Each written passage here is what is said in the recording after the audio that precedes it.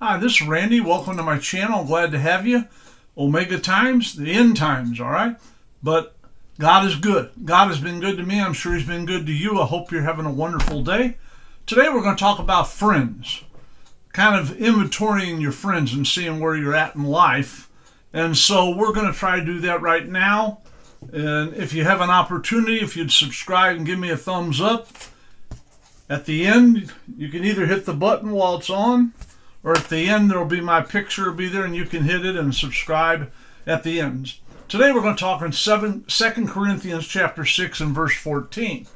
Do not bound together with unbelievers. For what partnership has righteousness with lawlessness, and what fellowship has light with darkness? So we need to be careful of what friends we run with, all right, and what we do with the friends that we're with. We need to be careful who we hang out with. Did your mother ever tell you this? My mom told me so many times I couldn't count them. Birds of a feather flock together, all right? And so we need to realize that it's important to make sure that we have the right kind of friends. Now, there's nothing wrong with having friends that are not Christians. But if all your friends are not Christians and you spend all your time without Christians, it may keep you down and drag you down so that you are not to the level where the Lord wants you. We need to realize that, and we need to have a healthy balance. Have some Christian, God-fearing friends. So if you want to join together with somebody and share your needs and they can pray with you and you do that for them, that's a good relationship to have. We should not spend all of our time with unbelievers because, like I said, they can drag you down to a level where you shouldn't be. If you want to grow in the Lord and move forward in your spiritual life, you need to look at your friends and see what do they bring to the table for you and where do I need to be in life? Are they helping you get to your goals? Are they holding you back? All right? Sometimes it's tough. When I was a young man, once we got all the boys in my neighborhood, once we got old enough that we were out of school, there was a couple guys went to college, but in my neighborhood there wasn't a lot of college guys. We were raised in the lower middle class, and I never heard the word college mentioned in my home. All right, so but a lot of my friends, when they went to work and I went to work, we were working. We didn't work at the same place. Also, when you come home from work, you're tired and everything else. Then they were like normal guys like me. They eventually started a family, and you get married and you get busy. But one thing that I really enjoyed was one of my friends, the doorbell rang one time when I was probably 20, might have been 21, but somewhere around there. And I opened the door, and it was my friend Steve I grew up with. They were going to have a softball team. Not all the guys lived in my part of town or my section of town. A lot of them lived out in the county and all this, but they were going to have a softball team, and it was going to be all the guys from the neighborhood. They said, come on, we want you to play. We'll all play together. So I joined the team. We played across the street from Anheuser-Busch in Lions Park. If you're driving down Broadway, if you look down at that park that slopes down there, that's where we played. And every Sunday at 1. Some of those guys went to church, some didn't. But they never tried to get me to do things I shouldn't do. And they never tried to influence me that way. So I always had a good time with my friends. It was good to see them every week. We grew up together. All right, so I wanted to know what was going on with their lives. I wanted to see my friends. And so we got to play for, 3-4 years down there, something like that. And we all played. Now, I did pull a fast one, Lord forgive me, but our sponsor for the softball team was the Gold Nugget Tavern. And we were the Golden Nuggets.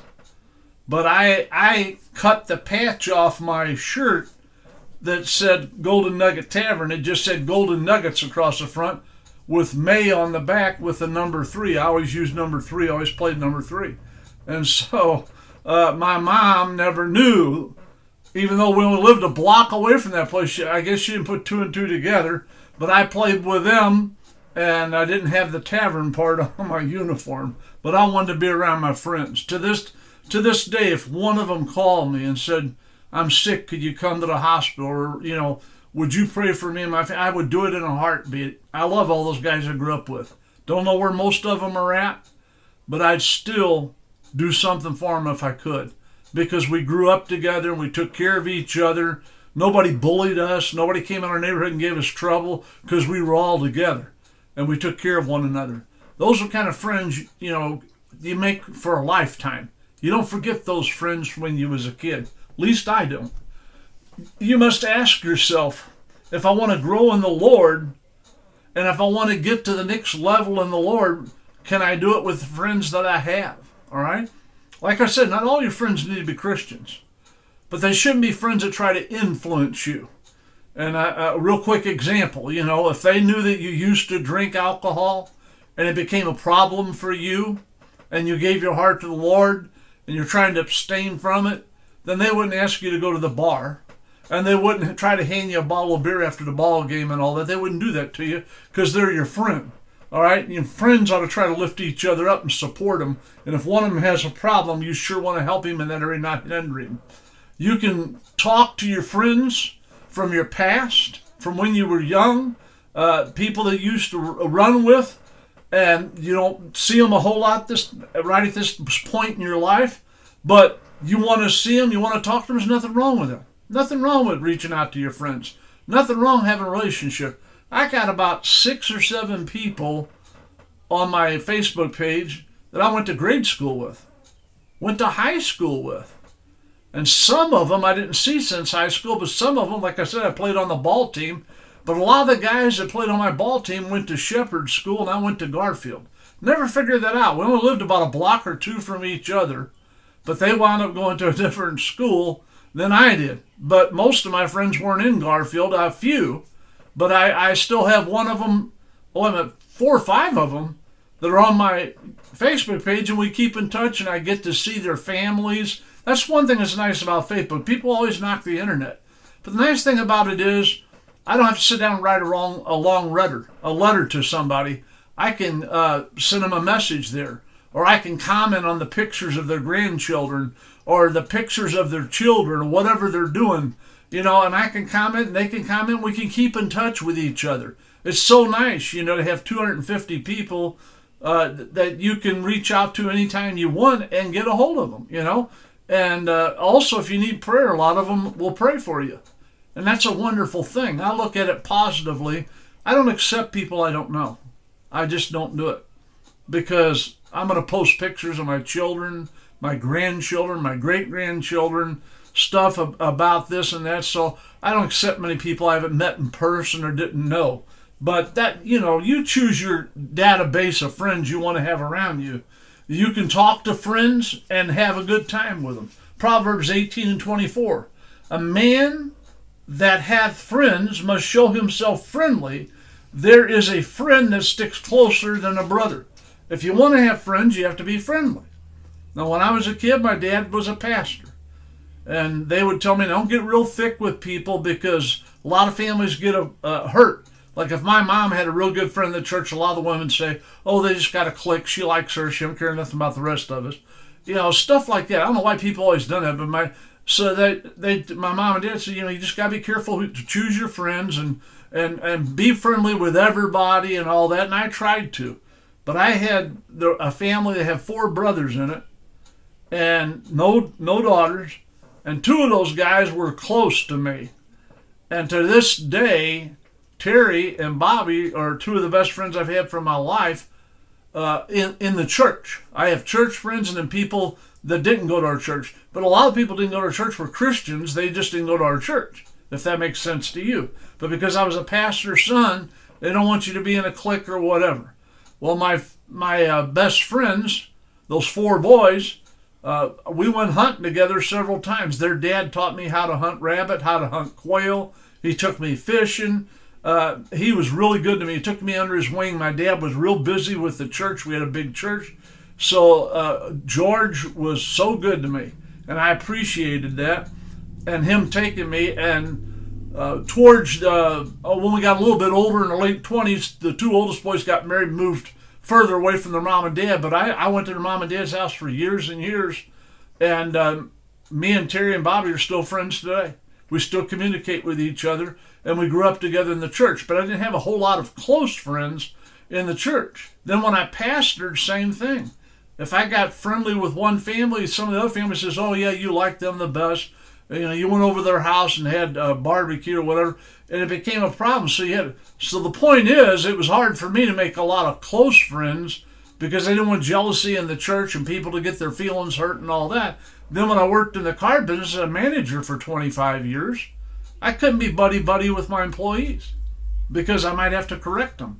I might have to tell them, you need to do this and you need to do that. So I tried not to play favoritism there. The manager that was just before me had one guy there he really liked, and he gave him a lot of deals. We called him the house mouse, and he got a lot of house deals, and they had stuff handed to him for nothing because he was his favorite.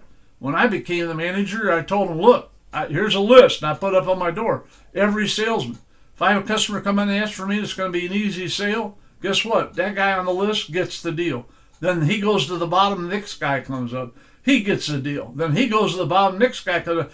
Everybody's going to get a fair shake around here. We're not going to do that. Why? Because I didn't want to show partiality to the people that I worked with. I wanted to be fair to everybody because we never had a whole lot of fairness from the manager that they fired and they gave me the job. We didn't get a whole lot of partiality from he was partial and never did fairness with any of us. So if you're friendly with other people, you'll have a lot of friends. If you are not friendly, you won't have any friends. Matthew 22:39. You shall love your neighbor as yourself. The Lord tells us to love our neighbor. We should be good to everybody that we possibly can, but you have to be selective when you choose friends and allow people to come around your family. You need to choose well, all right? And I had a guy come to our house one time. Well, it happened 2 or 3 times, and he was drunk. And I closed the door and kept him out on the porch. And he asked me if he'd come inside. I said, no, I got my wife and children there. You're drunk. Sit down. What's the problem? And I'd try to help him, but I never let him in my home. I don't want to drunk around my kids. All right? Why? Because it's not good. So you got to be careful who you choose to be your friends. These guys were not good friends of mine. They were guys that went to the church when we were the same age, and they chose to go a different path in life. But when they get liquored up, and when things would start tormenting them, they come down to my house and want me to pray with them and talk to them, but they always wanted to come in. I wouldn't let them in my house because they were drunk and I didn't want that around my kids. Matthew 22:39. You shall love your neighbor as yourself. But let's move on to Proverbs 27:10. Do not forsake your own friends of your father's friends. Do not forsake your own friends or your father's friends. My dad had ministers that was his friends after my dad passed away. If one of them called me and said, Randy, going out of town, would you take care of my church? I felt it was an honor that I got to help one of my dad's friends. If they called, we had one minister that was lived in, Granite City, Illinois. He pastored in Madison, Illinois for many years. CMO Gwynn. And him and my dad were like this. They'd been that way for 50 years. And I went over and visited him 2 or 3, 4 times a year, and he had me preach at his church. But I'm talking about I went over to his house and visited him. And when he got up in his late 80s, early 90s, he was having a hard time reading the Bible and reading things.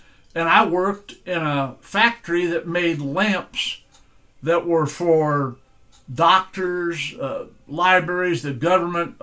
There were private citizens that bought them, but they were magnifying lights and all that. And I bought him one and took it over to him. And boy, he just was so happy. He was so happy when he pulled his Bible out, and when he got his study books out and he looked at them, he was so happy about that lamp. And he goes, son, that thing is professional. That probably cost you a lot of money. I said, I get an employee discount. Doesn't matter. You're my dad's best friend. My dad had 2 real close friends. He had a lot of them, but he had 2 who were really close. And he was one of them, CMO Gwynn. Good man. He lived to be over 100. But I got him that lamp. Why? Because he was my dad's friend. My other dad's real close friend was Dr. Maurice Hart. And he pastored church up in Omaha, Nebraska. And he always, when he come anywhere around there, he always come to my house or he come to my work. I have my own business. He'd come by and see me and everything else. And if he needed anything that I could do, I would be glad to help him out any way I could. Why? Because he was my dad's friend. You ought not to only neglect your own friends, but remember your parents has friends too. How many friends do you have is all up to you. You choose how many friends you want. How many you let in to be real close with you. For about 4 or 5 years, we had 5 guys at the church. We were all within 1 or 2 years of each other's age. We were all right around the same age, and we all ran together. We played miniature golf, went out to eat. We did everything together, and we played ball and this and that, and we were very close. You need to have friends, but you choose how many friends you want to have around you. If you want a lot of friends, you have to be friendly. That's what the Bible tells us. Choose your friends wisely, and do an inventory once in a while of your friends and make sure you have a good mix. That you have people that don't go to church, you have people that are not Christians, you have people that are Christians. Now, I've had some pastors say to me, I don't agree with you on that. Well, you can agree to not agree with me. That's your choice.